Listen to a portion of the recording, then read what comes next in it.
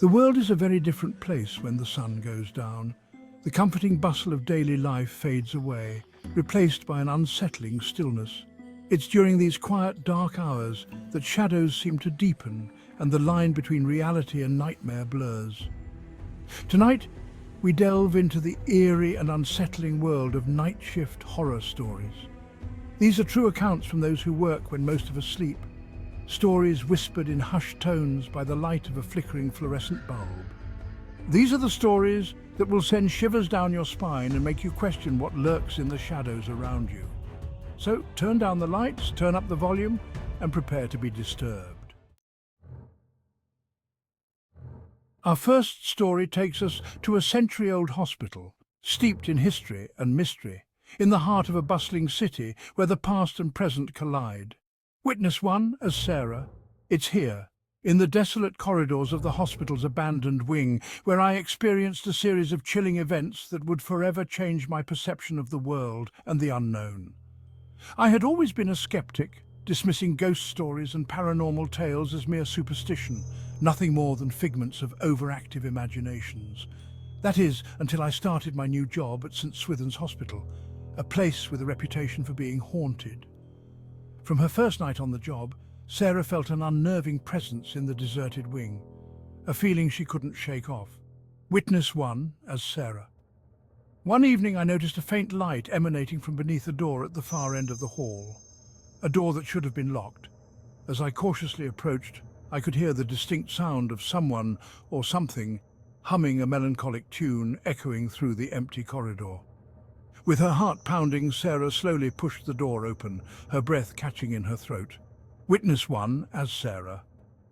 The room was bare, except for a lone rocking chair in the corner, creaking rhythmically as if propelled by an unseen hand, moving back and forth.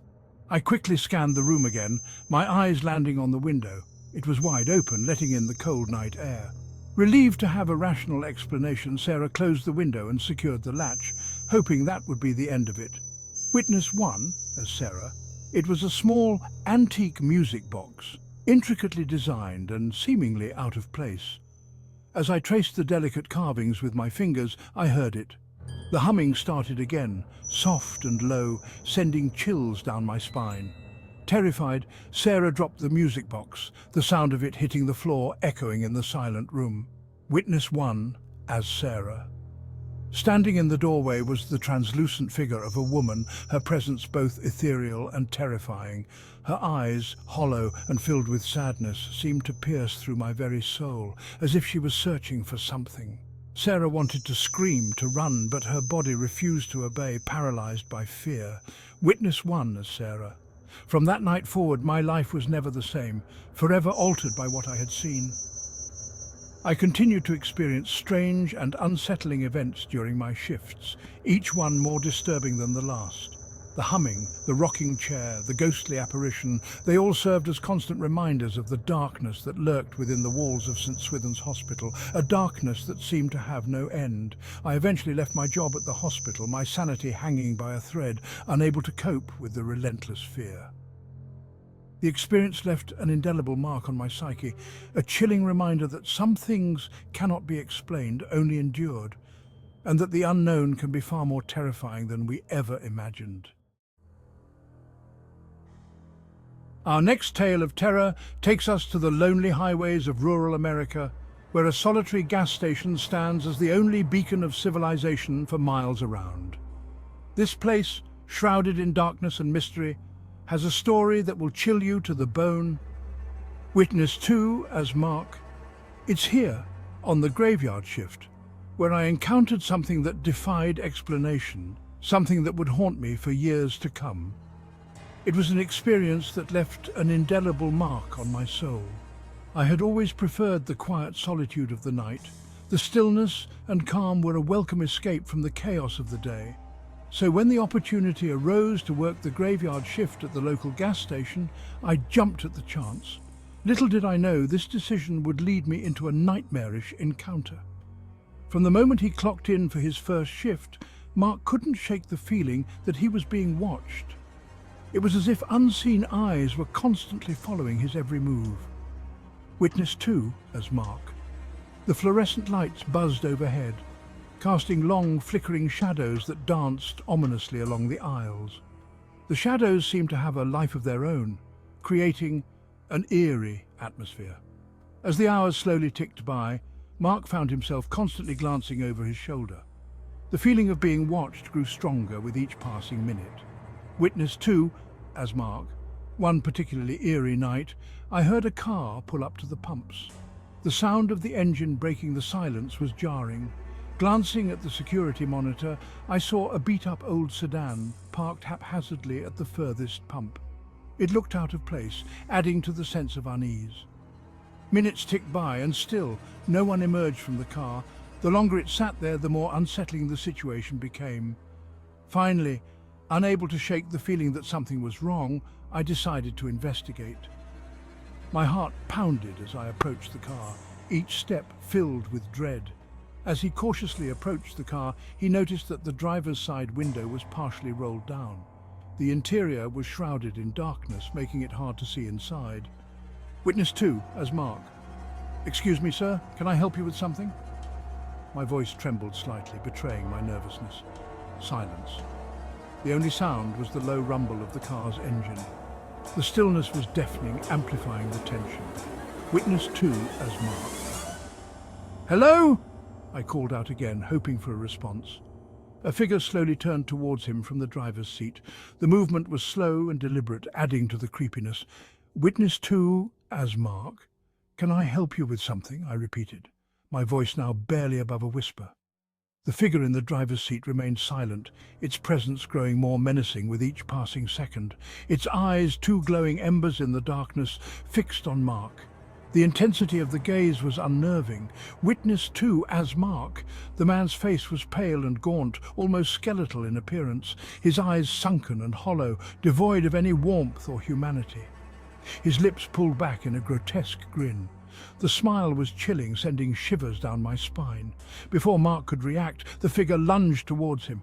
The sudden movement was terrifying. Mark stumbled backward, tripping over his own feet as he desperately tried to escape. Panic surged through him as he scrambled to get away. As he lay there on the cold, hard ground, he looked back towards the car, but it was gone. The vehicle had vanished without a trace. Mark scrambled to his feet, frantically searching the darkness for any sign of the car or its sinister occupant. But there was nothing. The night was eerily quiet. The only sound was the relentless chirping of crickets and the pounding of his own heart in his ears. The normalcy of the night sounds contrasted sharply with the terror he had just experienced. Mark never saw the strange car or its terrifying driver again, the encounter remaining a mystery. But the memory of that night haunted him for years to come. It was a night that would forever be etched in his mind, a reminder of the unknown lurking in the shadows. Our final tale of terror takes us to the cavernous depths of a sprawling warehouse, a place where shadows seem to have a life of their own. Witness 3, as Jessica. Jessica had always been a bit of a loner, content in her own company. So, when she landed a job working the night shift at a massive warehouse, she saw it as an opportunity to escape the noise and chaos of the city, a chance to find solace in solitude. The job was simple: monitor security cameras, patrol the aisles, and ensure everything was in order. At first, Jessica found a strange comfort in the warehouse's eerie silence. As she made her rounds each night, she couldn't shake the feeling that she wasn't alone, that something unseen was watching her every move. Witness 3, as Jessica. One night, as I was reviewing security footage, I noticed something peculiar. The camera feed from aisle 12 showed a shadowy figure darting between the shelves. Determined to get to the bottom of the mystery, I grabbed my flashlight and headed towards aisle 12, my heart pounding in my chest. As she made her way through the aisles, the air grew heavy with a palpable sense of dread, an almost tangible fear that seemed to seep into her very bones. Witness 3, as Jessica. Reaching aisle 12, I scanned the area with my flashlight, revealing nothing but rows of inanimate boxes. I was about to turn back when I heard it. A soft, almost inaudible whisper coming from the far end of the aisle, sending chills down my spine. Jessica froze, her blood turning to ice in her veins, her mind racing with possibilities of what could be lurking in the darkness. Witness 3 as Jessica. There, at the very end of the aisle, stood a figure. It was tall and slender, its form indistinct in the dim light. I called out, "Hello, is someone there?" But the figure remained silent, unmoving, like a statue carved from the shadows. Gathering my courage, I took a step closer, my flashlight beam fully illuminating the figure. It was then that I realized the horrifying truth. The figure had no face, just a smooth, featureless surface where its face should have been. Terror surged through my body. I stumbled backward, sending me crashing to the ground. As I lay there, I looked up to see the faceless figure gliding towards me, its movements eerily smooth and silent. Jessica scrambled to her feet, her breath catching in her throat as she turned and ran. She ran as fast as her legs could carry her, her lungs burning, her heart threatening to burst out of her chest, the sound of her own footsteps echoing in her ears. Behind her, she could hear the sound of her pursuer, its footsteps echoing through the warehouse. Jessica burst through the warehouse doors and into the cool night air. She never looked back, never returned to the warehouse, her mind forever haunted by the memory of the faceless stalker that lurked in its shadows, a nightmare that would follow her for the rest of her days. There you have it, 3 chilling tales from the darkest corners of the night shift. These stories serve as a chilling reminder that the world can be a very different and far more frightening place when the sun goes down. What would you do if you were in their shoes? Could you face the unknown with the same bravery? Or would you crumble under the weight of fear? Remember, these stories are true accounts. So the next time you find yourself working the night shift, keep an eye out for the unexplained. Pay attention to those gut feelings, those primal instincts that tell you something isn't quite right. Stay safe and sleep tight. You never know what might be lurking in the shadows, waiting for you to let your guard down.